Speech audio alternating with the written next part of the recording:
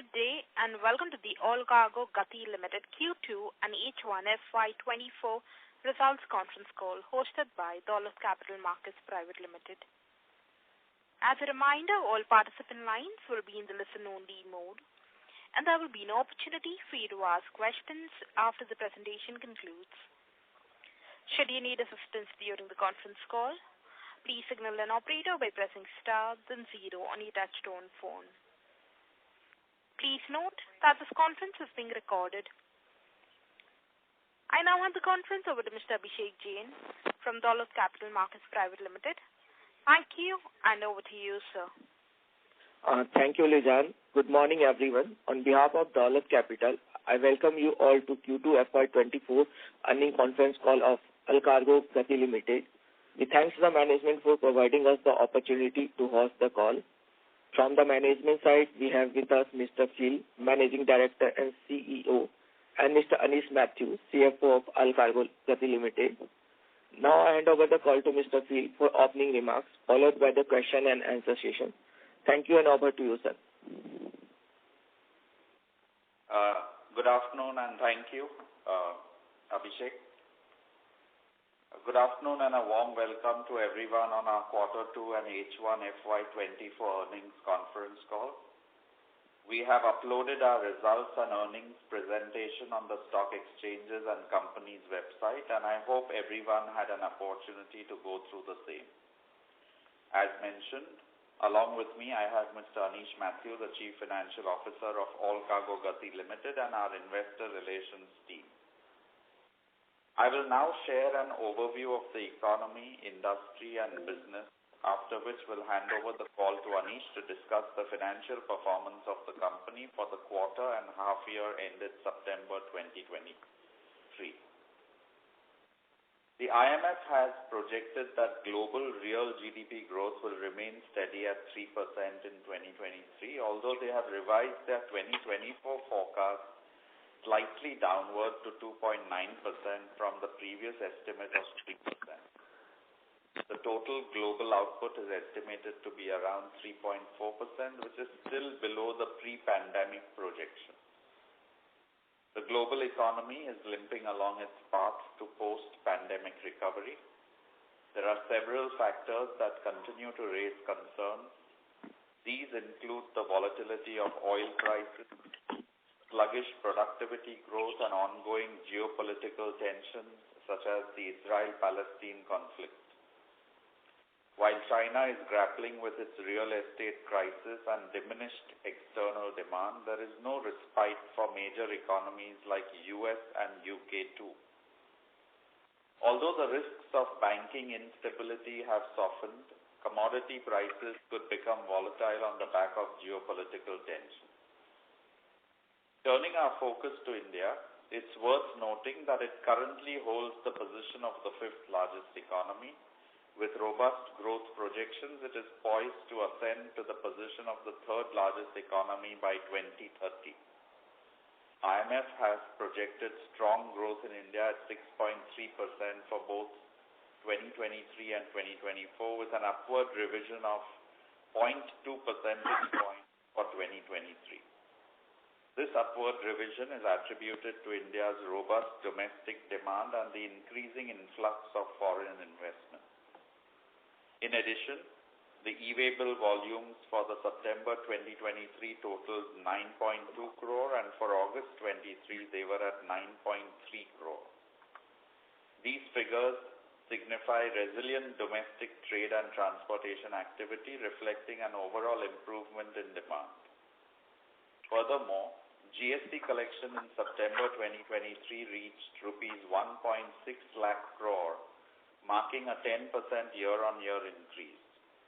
Revenues from domestic transactions, including the import of services, saw a substantial 14% year-on-year growth. Moreover, the road logistics sector in India is anticipated to experience favorable growth supported by strong domestic consumption. On the company front, firstly, I would like to bring your attention to a recent update regarding change in your company's name. The change has been officially approved by the Board of Directors and the company is now known as All Cargo GATI Limited, formerly known as GATI Limited. We have applied for exchange approvals and name change on exchanges should happen in the next 4 to 6 weeks. Another update that I would like to share is that we have appointed Mr. Sandeep Kulkarni as the Chief Operating Officer at GATI Express and Supply Chain Private Limited. Sandeep comes with 22 plus years of rich experience. He was in the Indian Navy from 2001 to 2011 and started his corporate career with Larsen & Toubro in 2012.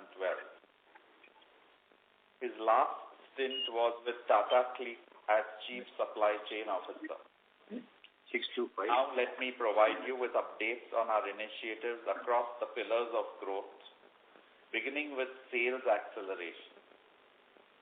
We are reaping the benefits of this initiative with an 18% year-on-year increase in volume.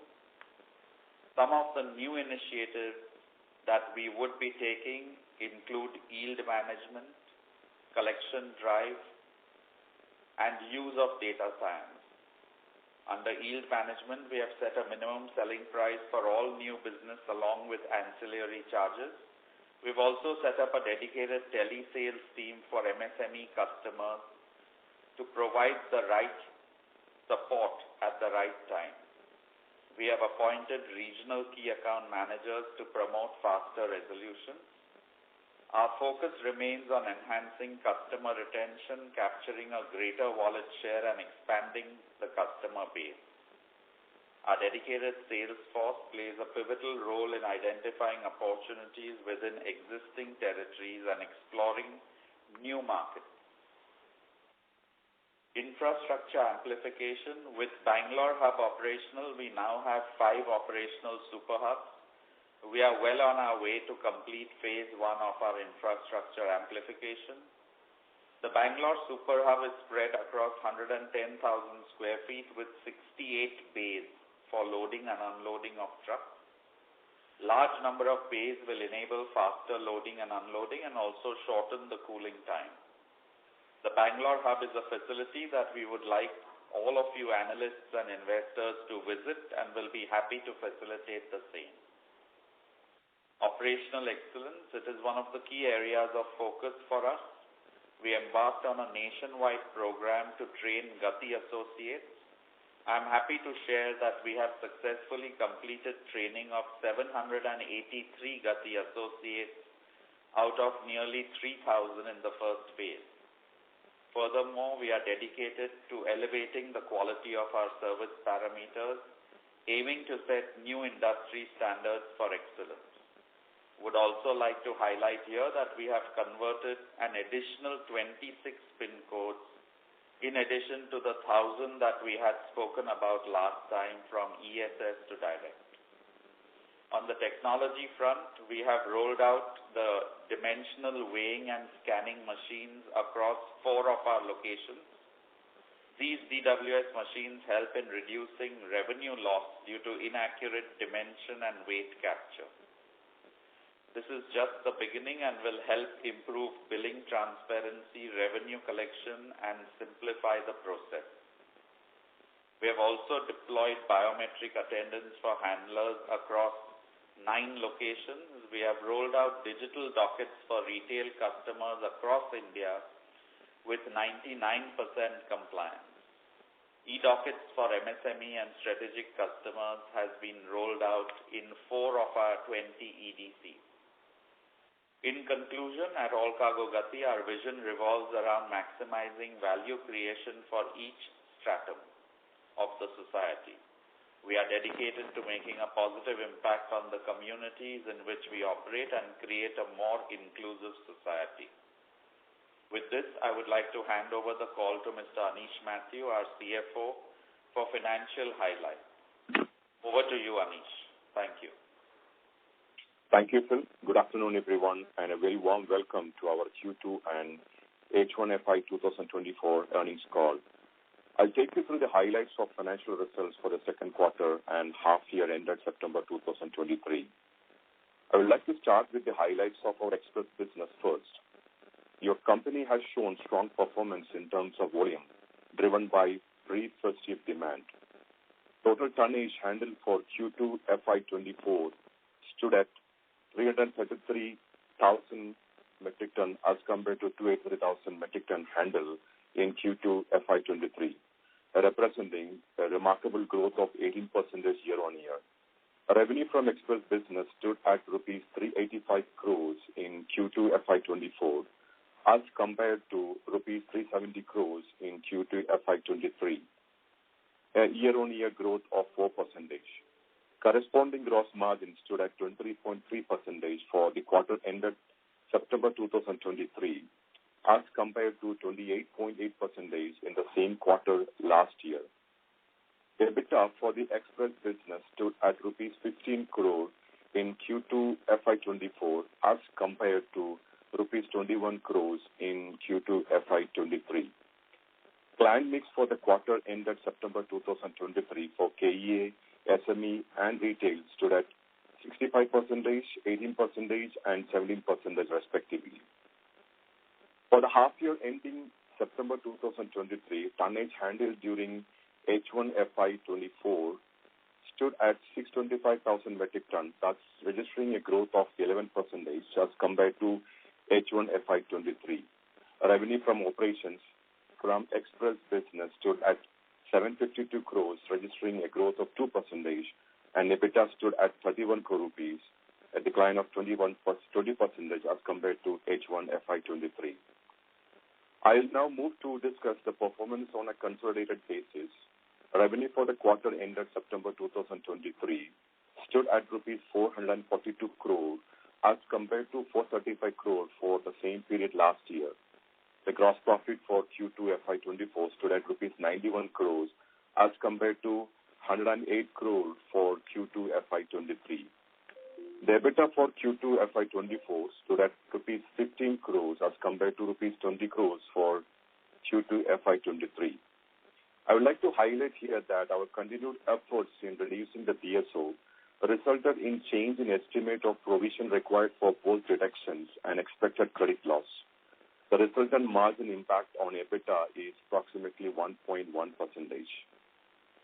With respect to the sale of non-core assets, I would like to bring to your notice that out of rupees 81 crores of non-core assets identified for sale, we have, as on 30th of September 23, received advance of rupees 18 crores, and we expect the sales transactions to complete as by Q3 and Q4 23.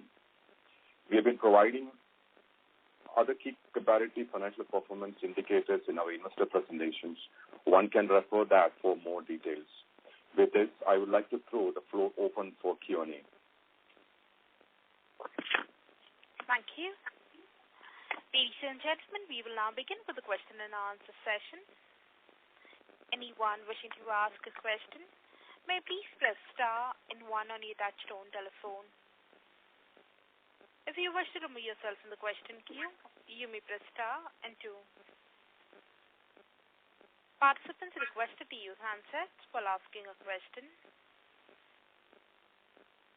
Ladies and gentlemen, we will wait for a moment while the question queue assembles. The first question is from the line of Amit Dixit from ICICI Securities. Please go ahead. Yeah, hi. Good afternoon, everyone, and thanks for taking my question. I have a couple of questions. The first one is essentially on the margin profile. Now, we had guided earlier that EBITDA margin would improve to 7.5 or 6.5% by end of Q2 FY24, but looks like we are still far away from that level. Another question is that since our super hubs are also operational now, volume uptick is quite visible, then what is inhibiting the margin expansion, and what would be the realistic time frame in which we would see us going to 7.5% EBITDA margin? Thanks. I was sure that this question will be the first question this time. So let me give you a couple of reasons why you see that in this month our margins are low. The most important reason is that our yield has dropped during this quarter. And the reasons for yield drop are quite a few. So let me start with the first one being the mix. If you see our mix, it has now changed to 65% large and 35% between MSME and retail. And there are reasons for this. Number one is, if you remember, we have in our retail business introduced the e-docket. And whenever you introduce technology, a lot of transparency comes into the picture and you get an initial dip in your numbers because of that. But it stabilizes and you get to know what exactly is your business, and we have now learned this and we know how and where to get our retail business going up. Point number one. Point number two is, after completion of 2 years and talking to a lot of our larger customers, we realized that a lot of the business, which is intra-state business, which we call within zone business that the customers have, was not really coming to GATI because GATI's pricing was not attractive for that intra-zone business. Now, you have to understand that most of our business that we were doing earlier was between zones, which means Bombay to Delhi or Bangalore to Kolkata, etc. But more and more, the supply chains of specifically e-commerce and retail industries are moving to intra-zone because more and more warehouses are coming closer to the customer. So when you start pricing for intra-zone business, your yield does fall, but corresponding costs have to improve.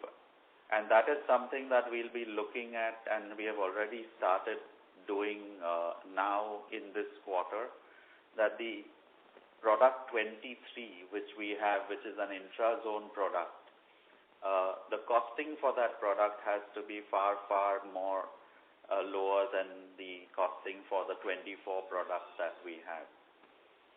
The third one is, as more and more customers kept telling us that our direct PIN codes were lesser than those of competition and that we were not getting business because of that. So we have increased over 1,000 PIN codes to direct, and the effect on the volume has come in now in this quarter. However, the cost corresponding to that which we were incurring needs to also be looked at, which we are started looking at now. So a combination of these three and a few more is what has got our volumes up, and we are very happy that we've been able to get our volumes up because we have identified all the areas why the volumes were not up. It is now up to us how to kind of increase the yield and optimize the cost to get that gross margin increase that we are looking at. So that's a little long answer, but I thought it's important to give it because I'm sure out of the 100-odd participants on this call, everybody would be wanting to ask that question, and I hope I have answered it to your satisfaction. That was quite an elaborate answer. Just wanted to get a little bit of more milestones that we have in mind.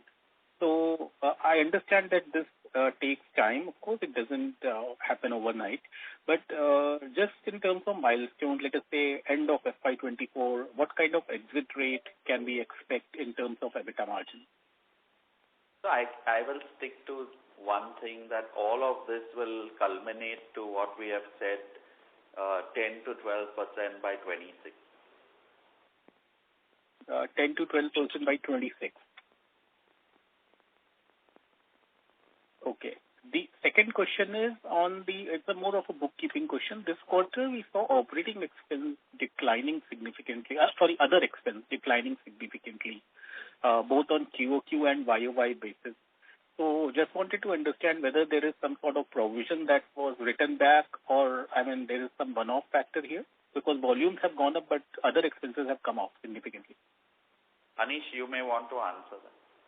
Yeah, so I mentioned in my speech that there is an estimate in the provisioning requirement as basically based on our collection drive. So that has resulted in an additional provisioning, in the revenue line item.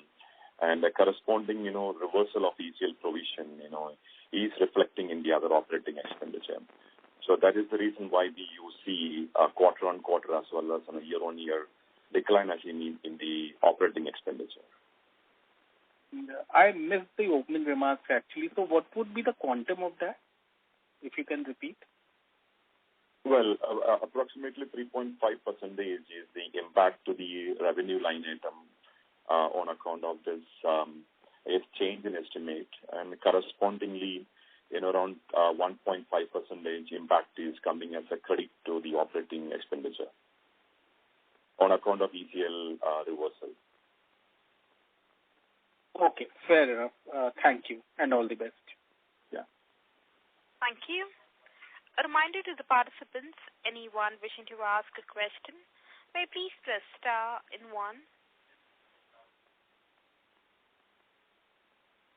The next question is from the line of Dwanil Desai from Total Capital. Please go ahead. Hi, good afternoon, everyone. So my first question is that you elaborated on the reasons why the realizations or yield has gone down, and it has a consequent impact on margins. My question is that I'm sure such kind of initiatives you would have planned out 3-6 months in advance. So, was there any inkling of such things coming in? And as you scale up your intrastate business, how should we look at average yields? It has dropped significantly YOY and QOQ both. So how should we look at that going forward? That's the first question. So I think our key accounts who were already doing business with us and who had a lot of intrastate business, once we revised the pricing for them, the volume started flowing in, and therefore it was like during this last 3 months that we really got volume uptake from them on the intrastate. When you look at intrastate, while the yield is lower than interstate, the cost also becomes lower because the line hauls that you incur, which is your one single largest cost, reduce. And because of that, your margins should get better. And that is what I spoke about in my first answer over there. While volumes came in, we have started looking at costs. There is a little lag between the two, and therefore that will be seen in this quarter. Okay, got it. Second question is, I think we have talked about deductions in the past, and we also indicated that, it should kind of almost get over by Q2. So, first of all, was there any significant impact of that too on our realizations and margins? And how should we look at it in the H2? So, Anish, would you like to answer this question? Yes, I think as we in the last earnings call and our multiple discussions with all of you, we did mention that we are kind of aggressively pushing to kind of get the debtors clean it down, and we have kind of almost completed that exercise, exercise in Q2, and that is what is kind of reflected in the current quarter's performance, where because of as a resultant of this cleanup, we had to kind of increase our deductions estimate, and which is reflected in the revenue. And since that has an impact on the ECL provision, we have made us a corresponding reversal of ECL provision, and which is reflecting in our operating expenditure. So the net impact of this, a change in estimate because of this additional provision required in the deductions as well as reversal of ECL is almost 1.1% of revenue. That's EBITDA impact as well. Right. So should we assume that net of this deduction, the yield would have gone up by whatever 3.5% that you reduced from the revenue? Is that the right way to look at it? Yeah, the right way to look at this basically in terms of absolute terms, the reported EBITDA for the quarter is 15 CR. So if they really take the impact of this one, ideally your profitability for this quarter should have been 19.8 crore rupees. So the margin of 3.9% would have been 5%. The second question is, so let's say, we are at 23-24% gross margin and we were at 29-30%. So with all these things kicking in and you are relooking at your cost items, what is the timeline that you're looking to go back to, let's say, 28, 29, 30%? Is this a couple of quarters or is slightly longer than that?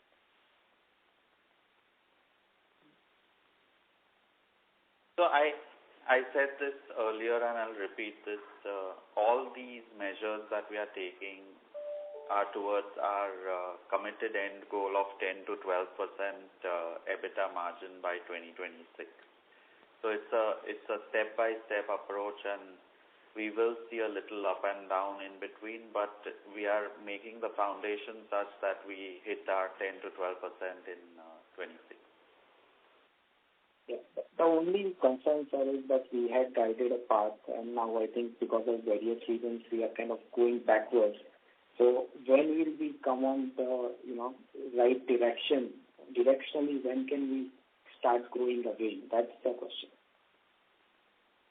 The directional growth, so you're already seeing. If I'm growing my volume at 18% year over year and 14% over the previous quarter, that's directional growth. I'm saying EBITDA level. Sorry? I'm talking about more from margin perspective. Yeah, so like I said, once you have a certain volume, the margins will come with that by looking at various measures of both yield improvement and cost optimization on those volumes. And last question, sir. I think we have been focusing on SME, for some time now, and that proportion keeps on shrinking. So I think you talked about impact of dockets, introducing dockets on the retail side of it. So was SME also impacted because of that? And in your opinion, is the growth on the SME side lower than what you anticipated given all the efforts that you have put in? So I think the growth on the large accounts is what makes the percentage differential. It's not the degrowth on the MSME side in that respect. So while MSME growth has not been as much as we wanted it to be, but I think the growth on the large accounts has been a lot more. So that is one. The second is, I think last quarter we had announced that we have now got a digital marketing head, and his focus with his team is going to be on acquisition of MSME customers. We have just recently set up a separate MSME cell under him, and this particular will be doing a combination of digital marketing and calling to the MSME to get more MSME business into the organization. Okay, got it. Thank you. That's it. Thank you. The next question is from the line of Viraj Mehta from Equidus PMS. Please go ahead. Yeah. Hi, sir. Sir, my first question, and of course, I'm hopping on the same thing. Sir, how much was your intrastate volume this quarter as a percentage? If you can give a ballpark number that we took, which was lower margin business for us.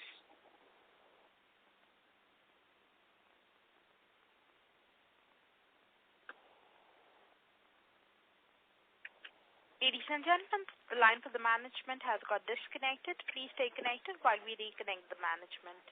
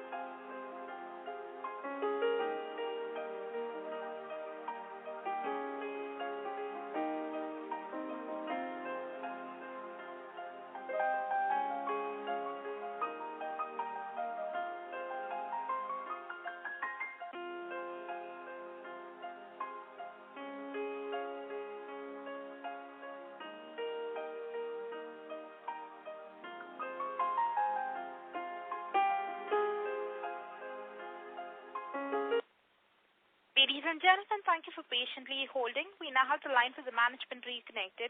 Over to you, sir.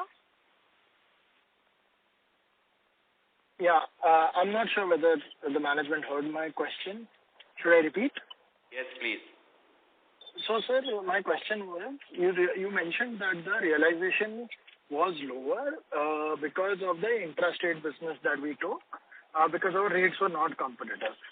Can you talk a little bit about how much was that business for us, and assuming, and how much did it grow? Like, what is the quantum of that business for us this quarter?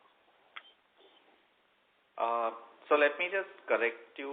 When you say because our rates were not competitive, what I'm trying to say is because for that product, the rates were not competitive. Okay. When we are looking at the growth of the large customers that has come in by way of a percentage share, that is where we have got more of the zonal business, as I call it. For example, with one single large customer, more than 50% of the business growth has been through just the zonal business that we got from them. So it has been a good increase of business for us, and that is how we have kind of grown our volumes also. No, I understand that, sir. What I'm failing to understand is that even if, let's say, it has suddenly become 15-20% of our overall business, how can it shrink the realization by 8.5% for our entire company, which is where my struggle is? So like I said, there was not a single reason. There were many reasons. I gave you 2-3 reasons. One was our retail business has shrunk, which is a high-yield business, because of the e-docket that we put in. And I gave you another reason that the zonal business had also not been there in our portfolio, which has come in. So I just gave you those as examples of why our yield has fallen. Okay. And sir, my last question is, so now, is it fair to assume that we are scrapping all our intermediate guidances and going directly to FY26 guidance, and there is no roadmap towards achieving that guidance? Because as you say, it's a step process, quarter by quarter. But we are only talking about now FY26 guidance. Is that fair? On a guidance principle, yes.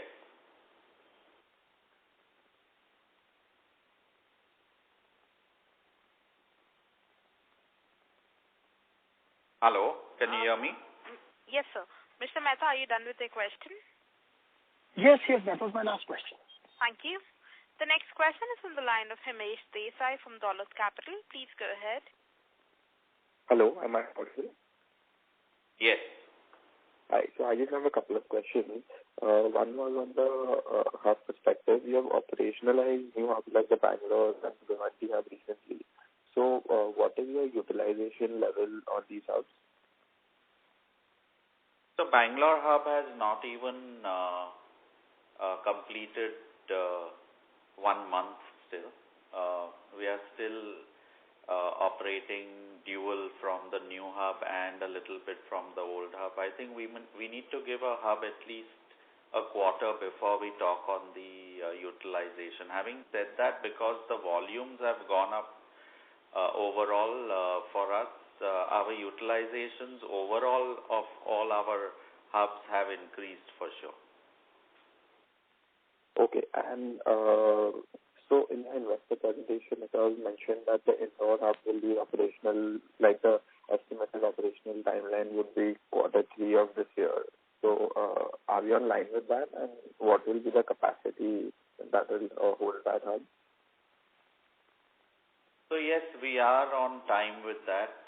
We will get the Indore hub, and from a capacity perspective, if you get in touch with our investor relations, they will give you all the details on the hub. Okay, thank you. And my second question is, when can we expect the synergy benefit from the contract logistics arm of All Cargo to kick in?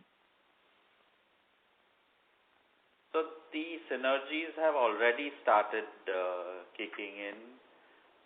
We already see that the cross-sales effect that we have done, both GATI selling warehousing business for all cargo supply chain and all cargo supply chain selling express business to their existing customers, has given us a lot of new business also. So it has already set in. Okay. Thank you. That's all from my side. Thank you. Thank you. The next question is on the line of Nirav Savai from Abacus. Please go ahead. Yeah, thanks for the opportunity. So my question is about the yield differential. If I were to look at intrastate and interstate, what would be the yield differential, on a blended basis? So for large customers, the differential would be to the tune of about 20%. So 20% in the sense if you have gross margins, so let's say... I'm talking yield, not gross. Yield. That means that if the large customer's yield is 100, then the yield of the inter-zone would be 80. Okay. So for the large customers only, we largely do this interstate, right? Right now, doing for that smaller is where, customers as well. No, so right now that is where we identified and that is where we got our growth from. But now that we have done it, we will also go to the smaller customers to do the same. Okay. Right. And the second thing is about this rental cost which flows down below the EBITDA level. Now, once we are done with a large part of the expansion, let's say by FY25, how do we see this 26 onwards? Because we have given this time, depreciation on ROU assets is about 25 crores and interest is about 9 crores, so cumulative 34 crores. So how do we see this stabilizing once all the hubs are, start commissions, let's say by FY26 onwards? So I'll let Anish answer this question. Anish, please answer this question. Well, there is no question of stabilization because often when we open new hubs, so we will have this lease coming in and, you will have the index impact coming in. So, this is a continuing process, right? It will never end. Now we have started Bangalore. That impact is going to come in, and as we keep doing that one, we will have those flow through coming in, both in the EBITDA line as well as the depreciation on the finance cost line. I was trying to understand in the first half, it's about 34 crores. The first half of FY24. So yeah, right. How do we see this once the current expansion plan, what we have, is over, and 26 onwards, obviously this expansion will continue, but from the given set of new hubs which we are planning to add, let's say Hyderabad, Cochin, how do we see this number on an annual basis? To get a sense on pre-index a EBITDA number. Okay, I need to work it out also specifically, to give you the correct picture. So let me just come back to you. I do remember I have shared this one to a couple of investors, in the last meeting. I'm not sure, whether, you are part of that one, but I can provide those information separately. No, sure, so we'll take it. Which will enable you to really help you in terms of your projections, I can give you a framework in terms of, for a specific warehousing space, what would be the rental and what would be the impact actually of interest, between this above EBITDA line as well as depreciation of the finance cost. Right. Because if we adjust this number, then pre-index EBITDA margins are very, very low compared to other industry peers. So just wanted to get a sense when volume actually starts kicking in, how will we see this pre-index EBITDA number once entire expansion is over? Well, I'll just give one addition to what you said. See, when you say comparative analysis, I don't know which is the competition you're referring to. The purpose of the index is basically to have a like-to-like comparison. We have an asset-light model, maybe the competition which you're referring to as the asset-light model. So you cannot compare, like-to-like basis for an entity which is following two different approaches to kind of, for their investment.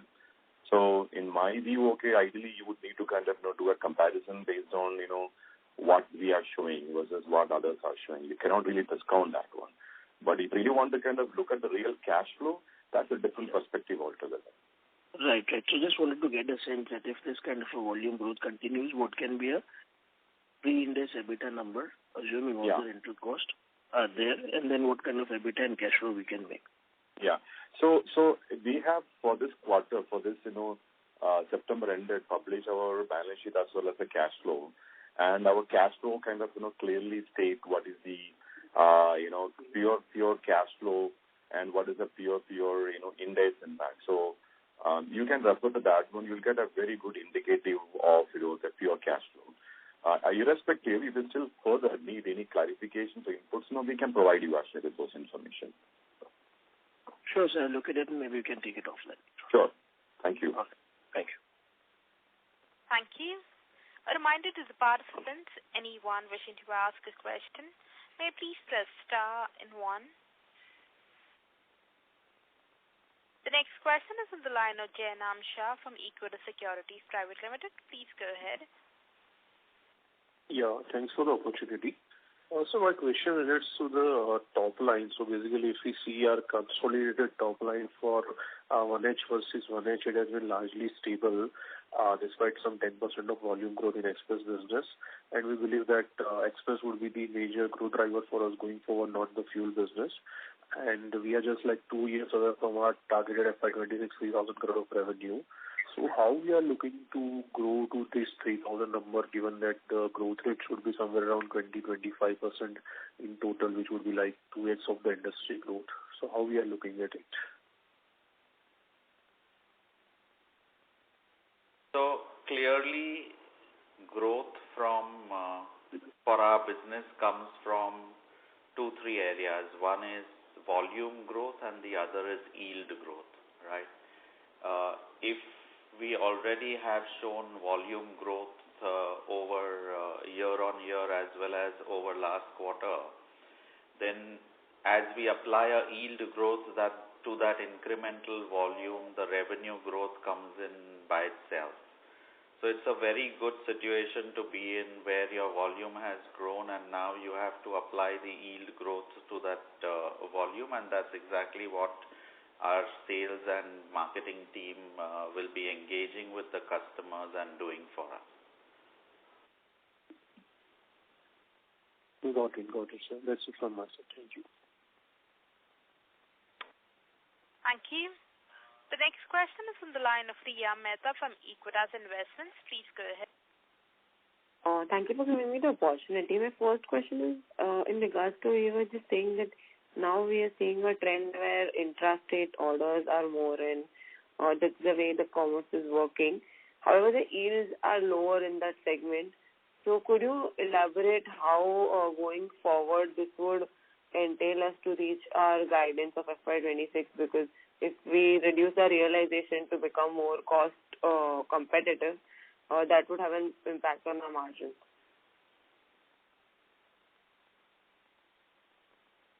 So it doesn't work that way.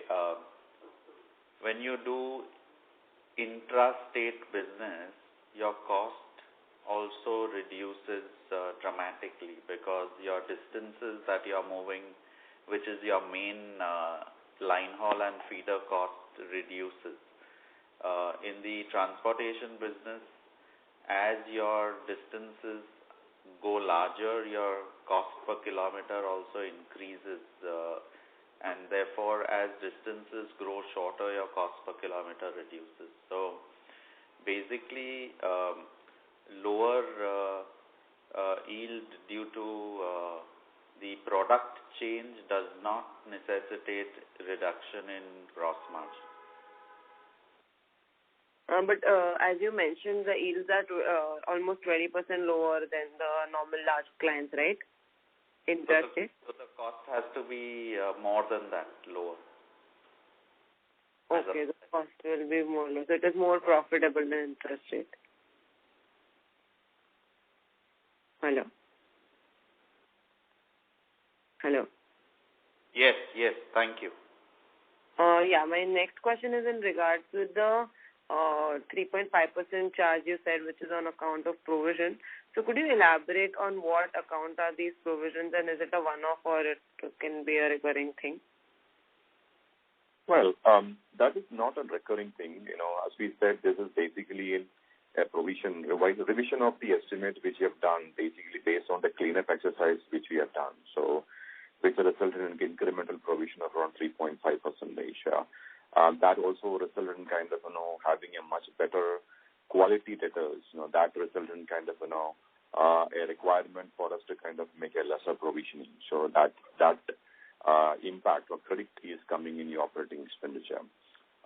Very simple to your question, the 3.5% is basically a one-off. We don't expect this to kind of, come in as, as a recurring expenditure in the coming quarters. Right. And in terms of our entire IT system and software, we had done a tie-up with Tech Mahindra. So what kind of investments are we seeing there, and how will it come across?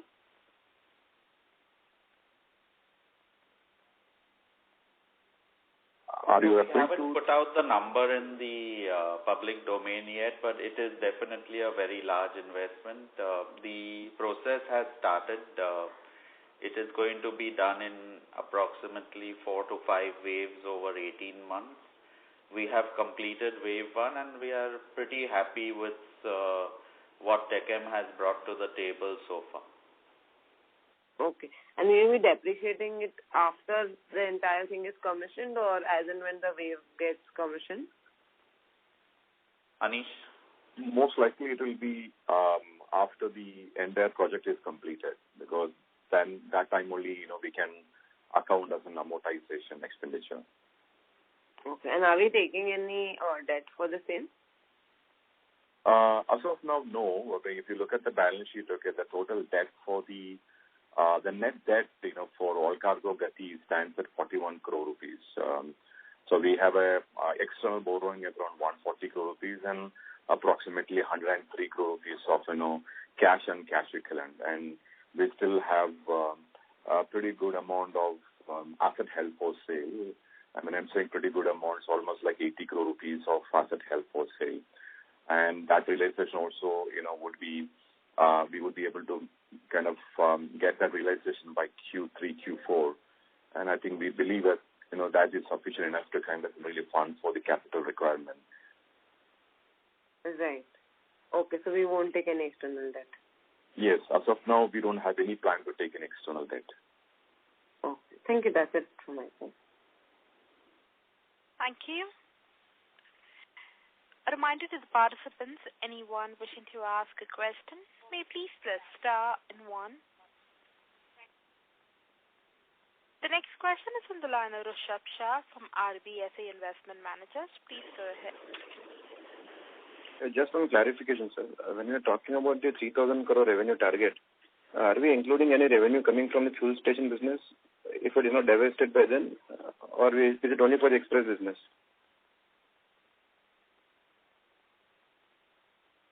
Hello. Hello. Yeah. Did you get my question, or should I? So right now, when we talk about any figure, we talk about the existing businesses put together, right? We don't know as and when the fuel business will go away, irrespective whether it is with or without, we will touch 3,000 crores. Okay. And the cost differential in the intrastate are much lower. Is it possible to mention in percentage how much lower than the interstate? I already mentioned that it is about 20% lower than interstate, the yield. No, I'm asking about the cost. You said the cost is much lower, so that I'm asking about the cost percentage. So it is a lot more lower than the differential in yield. Okay, thank you so much. Thank you.